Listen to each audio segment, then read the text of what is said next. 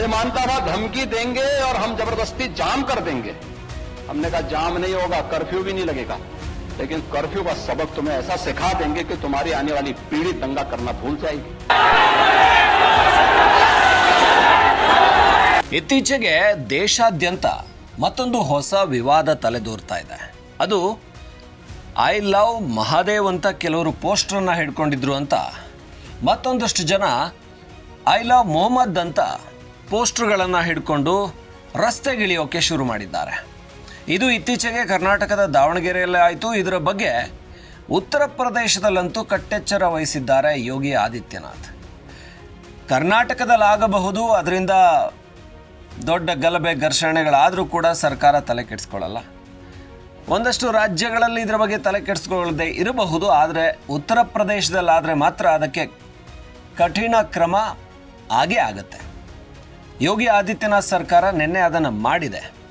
ಹಾಗಾಗಿನೇ ಯು ಪಿಯಲ್ಲಿ ಯೋಗಿ ಆದಿತ್ಯನಾಥ್ ವಿಶೇಷವಾಗಿ ಈ ಒಂದು ಗೂಂಡಾಗಳಿಗೆ, ಅಂದರೆ ಯಾರ್ಯಾರೆಲ್ಲ ಈ ಥರ ಪಿತೂರಿ ಮಾಡ್ತಾರೆ, ಯಾರ್ಯಾರೆಲ್ಲ ಈ ಥರ ಕಿಡಿಗೇಡಿಗಳಿದ್ದಾರೋ ಅವರಿಗೆ ಖಡಕ್ ಉತ್ತರವನ್ನು ಕೊಟ್ಟಿದ್ದಾರೆ.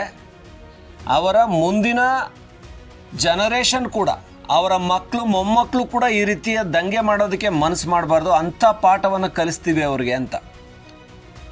ಇದು ಯೋಗಿ ಆದಿತ್ಯನಾಥ್ ಮಾತು ಕೃತಿಯಲ್ಲಿ ಕಂಡುಬರುತ್ತೆ, ಕೆಲಸ ಮಾಡಿ ತೋರಿಸ್ತಾರೆ. ಕರ್ನಾಟಕದ ಥರ ಹಿಂದಿನ ಸರ್ಕಾರದ ಆರಗ ಜ್ಞಾನೇಂದ್ರ ಗೃಹ ಮಂತ್ರಿಗಳು, ಈಗಿನ ಸರ್ಕಾರದ ಗೃಹ ಮಂತ್ರಿಗಳು ಪರಮೇಶ್ವರ್ ಥರ ಕಠಿಣ ಕ್ರಮ, ನಾವು ಅವರ ಹೆಡೆಮುರಿ ಕಟ್ತೀವಿ, ನಾವು ಅವರ ಮೂಳೆ ಮುರಿತೀವಿ, ಇವೆಲ್ಲ ಸುಮ್ಮನೆ ಭಾಷಣ ಬುರುಡೆಗಳನ್ನು ಬಿಡೋದು ಕರ್ನಾಟಕದಲ್ಲಿದ್ದಂಥ ಸರ್ಕಾರಗಳ ಚಟ.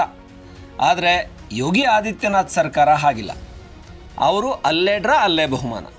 ಅದನ್ನೇ ಯೋಗಿ ಹೇಳಿದ್ದಾರೆ, ನಾವು ಭಾಳ ಮುಂದಕ್ಕೆಲ್ಲ ತೊಗೊಂಡೋಗಲ್ಲ, ಕರ್ಫ್ಯೂ ಎಲ್ಲ ಮಾಡೋದು ಅದೆಲ್ಲ ಸೀನೇ ಇಲ್ಲ, ನಾವು ಅದನ್ನು ಈ ದಿನ ಆಗಿದ್ದನ್ನ ಇಲ್ಲೇ ಕಂಟ್ರೋಲ್ ಮಾಡ್ತೀವಿ, ಜೊತೆಗೆ ಅದನ್ನು ಮುಂದೆ ಯಾರು ಮಾಡಬಾರ್ದು, ಆ ರೀತಿ ಕೂಡ ಅದಕ್ಕೆ ಸರಿಯಾದಂಥ ಪಾಠವನ್ನು ಕಲಿಸ್ತೀವಿ ಅಂತ ಯೋಗಿ ಒಂದು ಖಡಕ್ ಎಚ್ಚರಿಕೆಯನ್ನು ಕೊಟ್ಟಿದ್ದಾರೆ. ಇದೇ ಯೋಗಿ ಆದಿತ್ಯನಾಥ್ ಸರ್ಕಾರ ಉತ್ತರ ಪ್ರದೇಶದಲ್ಲಿ ಯೋಗಿ ಬಂದ ನಂತರ ಕಾನೂನು ಸುವ್ಯವಸ್ಥೆಯನ್ನು ಅದ್ಭುತವಾಗಿ ನಿರ್ವಹಿಸ್ತಾ ಇದೆ. ಅದಕ್ಕೇನೆ ದೇಶದಲ್ಲಿ ಅತ್ಯುತ್ತಮ ಮುಖ್ಯಮಂತ್ರಿ ಯಾರು ಅಂತ ಬಂದಾಗ ಯೋಗಿ ಆದಿತ್ಯನಾಥ್ ಹೆಸರು ನಂಬರ್ 1 ಸ್ಥಾನದಲ್ಲಿ ಬರುತ್ತೆ ಹಲವು ವಿಚಾರಗಳಲ್ಲಿ.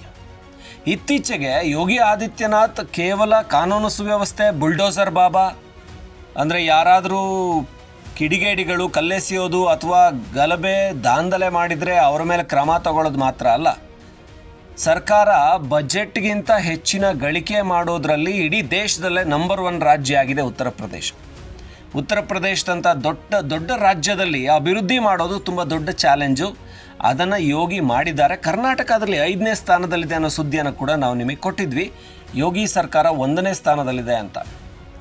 ನಮ್ಮದು ನಂಬರ್ 1 ಅಂತ ಎದೆ ತಟ್ಕೊಂಡು ಹೇಳೋ ಸಿದ್ದರಾಮಯ್ಯನವರು ನಂಬರ್ 1 ಏನೂ ಅಲ್ಲ, ನಂಬರ್ 5ಅಲ್ಲಿದ್ದಾರೆ. ನಂಬರ್ 1ನಲ್ಲಿರೋದು ಯೋಗಿ ಸರ್ಕಾರ. ಅದು ಕಾನೂನು ಸುವ್ಯವಸ್ಥೆ ಇರಲಿ, ಅಥವಾ ಮೂಲಭೂತ ಸೌಕರ್ಯಗಳನ್ನು ಅಭಿವೃದ್ಧಿ ಮಾಡೋದಿರಲಿ, ಅಥವಾ ಈ ರೀತಿಯ ಏನು ಬಜೆಟ್ಗಿಂತ ಹೆಚ್ಚಿನ ಗಳಿಕೆ ಮಾಡೋದಿರಲಿ.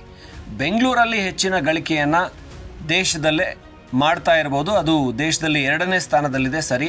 ಆದರೆ ಬೆಂಗಳೂರು ಬಿಟ್ಟು ಬೇರೆ ಏನು ಮಾಡ್ತಾ ಇದ್ದೀರಾ ಅಂದರೆ ಕರ್ನಾಟಕಕ್ಕೆ ಉತ್ತರ ಇಲ್ಲ. ಆದರೆ ಯೋಗಿ ಹಾಗಲ್ಲ.